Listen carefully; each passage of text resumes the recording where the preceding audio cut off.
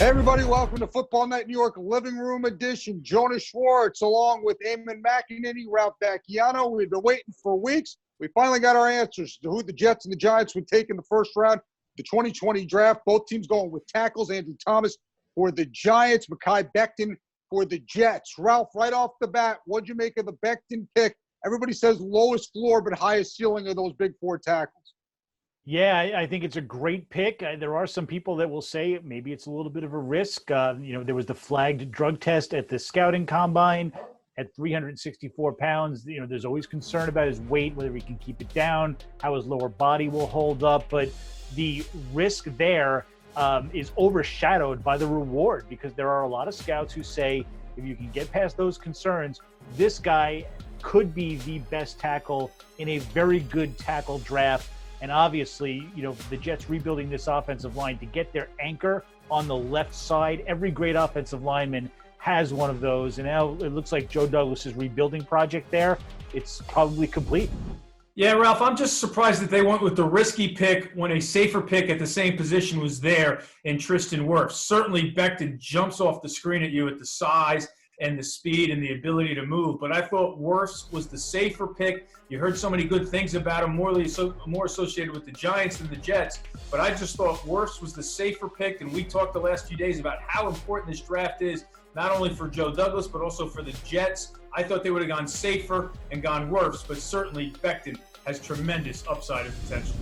It's an interesting point because Joe Douglas has talked so much about toughness and getting his right kind of character guy in the building. So it's sort of fascinating to see which choice he would make. And he went with more of the upside and skill than Wirfs, who is obviously a guy who played for many years at a offensive line factory in Iowa. So what was Joe Douglas thinking? Well, Jeane Coakley caught up with the Jets general manager. All right, Joe. Were you surprised that Mekhi is now a New York Jet, fell to the 11th pick?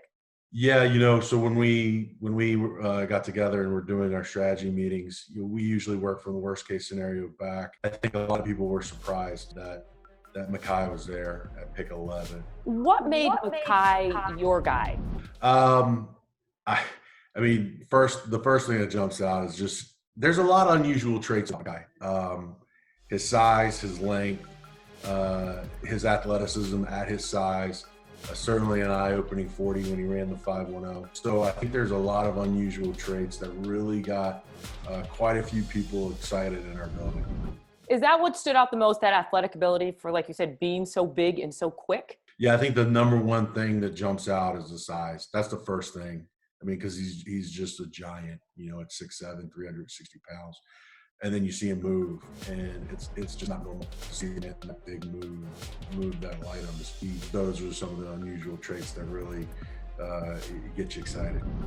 Were you concerned at all about that flag drug test from the combine? That was a red flag that we did a lot of work on, and our guys our scouts, our coaches did a great job.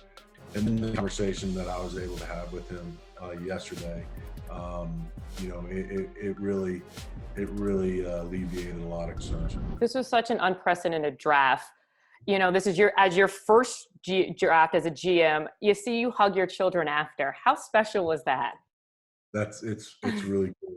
It's funny because I was joking with a friend who said, "Man, are you nervous about this?" I said, "Are you kidding me? I've been doing online drafts since 1996 at Fantasy League. I thought I was going to take Alvin Kamara for the points per catch.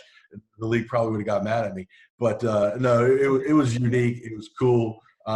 It's really probably the coolest part of it was having your family right here in the room over, because this is my 20th or 21st draft, and you're at the facility and you come home late at night and kids are already asleep. But to have them in the next room over, and then to have them come in and give you a big hug, that's a really special moment that I know I'm not going to forget. The Giants made their selection 7 picks earlier than the Jets, and the 4th overall selection, also an offensive tackle, Ralph, also a surprise in Andrew Thomas out of Georgia. Yeah, definitely a surprise. Iowa's Tristan Wirfs, who turned out to be the 4th of the 4 big tackles to go off the board, was the guy that I thought they liked all along. We also heard a lot about Alabama's Jedrick Willis, but Andrew Thomas flew under the radar. And what's really interesting about Andrew Thomas is if you talk to scouts and NFL people at the end of the college football season, they would have told you this guy's the best tackle in the draft. It's not even a question. We all love him. He's clean. He's an NFL-ready prospect. Got the size, the